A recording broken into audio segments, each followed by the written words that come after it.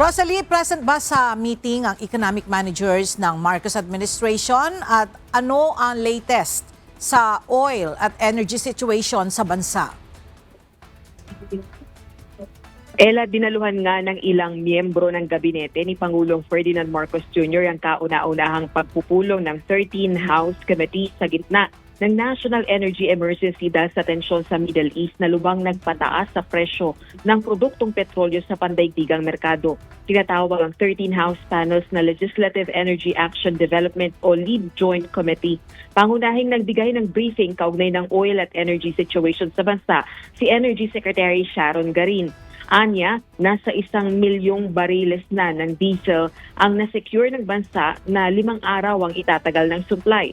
Pagtitiyak nito, may stable supply ngayon ng Pilipinas ng produktong petrolyo sa loob ng 50 araw.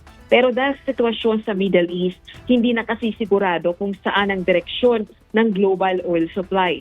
Dagdag pa nito, ang kailangan ngayon ay paigtingin ang energy at fuel efficiency ng bansa dahil kung magtitipid niya sa konsumo, maaaring mapalawig ang supply ng langis mula 50 hanggang 75 o hanggang 75 araw. Nagbigay din ng impormasyon si Energy Regulatory Commission Chairperson Francis Saturnino sa mga ginagawang hakbang ng komisyon para ma-stabilize ang presyo ng kuryente at mas secure din ang supply ng enerhiya.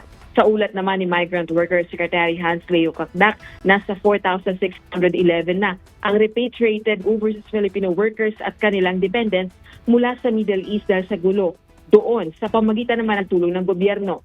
Samantala, ayon kay House Speaker at Isabela 6th District Representative Faustino Boji III, layo ng multi-panel meeting na makapagbigay ng agarang tugon na mararamdaman ng publiko sa gitna nga ng suliraning kinakaharap ng bansa. Pakinggan natin ang pahayag ng House Speaker.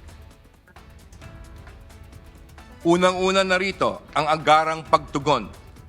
Targeted assistance para sa maibsan ang pasanin ng ating mga kababayan.